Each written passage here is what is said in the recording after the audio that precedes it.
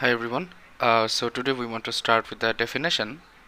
This is another definition which is called homeomorphism. We want to start with that since we are done discussing connectedness and compactness on topological spaces. So let's get started with the definition of a homeomorphism.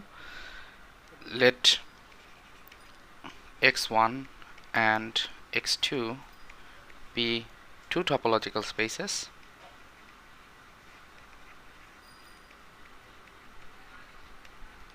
then a map, let's say the map is defined with f that takes the topological space x1 to x2 is called a homeomorphism.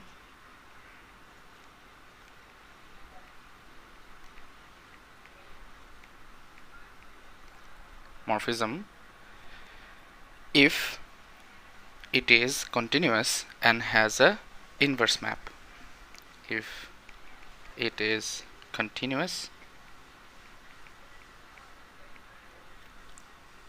and has an inverse map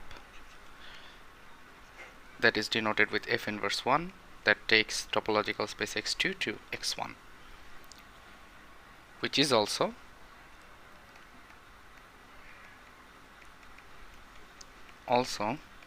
continuous.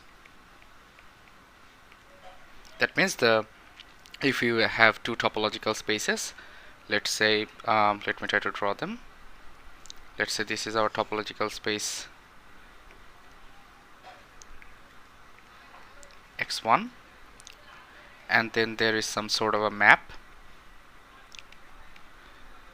that takes this topological space into another topological space. Let's call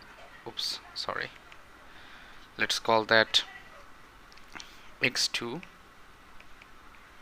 If there is some sort of a map that takes your topological space x1 and this map is continuous, so what we mean by this is that it takes your topological space x1 and it continuously deforms x1 to x2. Similarly, the inverse mapping from x2 to x1 works in the same way. You start with x2, then you use some mapping that continuously deforms x2 to x1.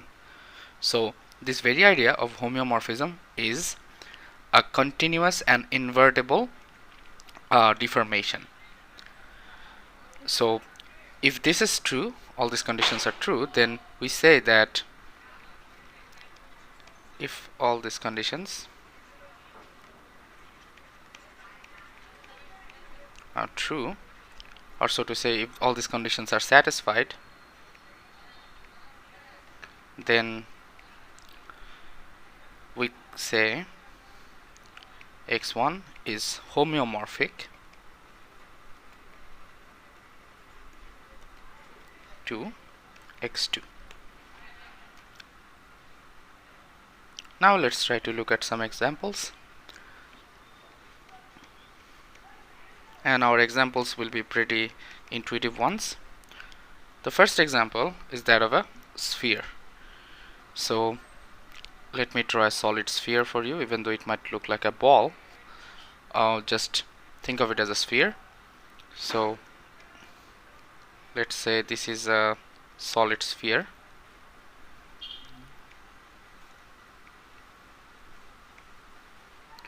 This is a solid sphere, and note that we are also restricting ourselves in R3, so to say, the 3 dimension. So this is a solid sphere. Now what you can do to this sphere is that you can continuously deform it. You can continuously deform it and you can produce a 3-dimensional cube.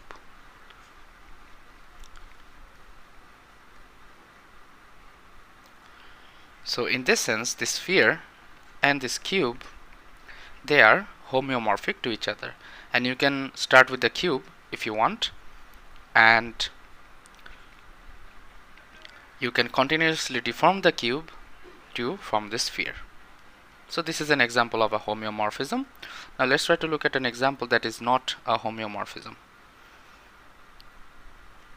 So let me draw it first.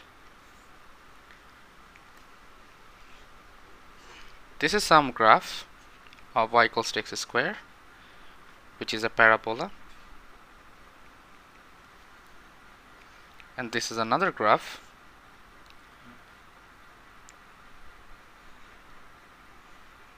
that is a hyperbola.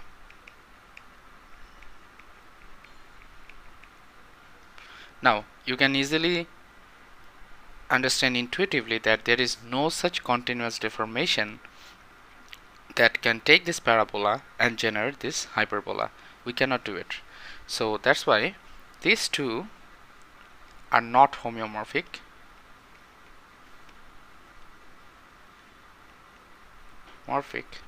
to each other.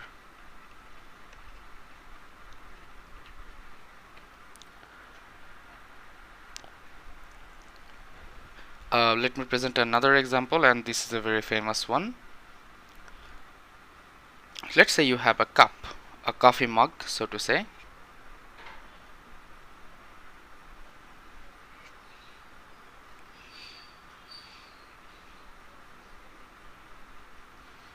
and you can continuously deform it in such a way that you can generate a two torus like this. The way you can imagine it is that you take this part and you can continuously shrink it down, and when it comes to the handles, then you start to shrink from the bottom as well, and then you can continuously deform it to eventually generate the torus. So in this case, these two are homeomorphic to each other.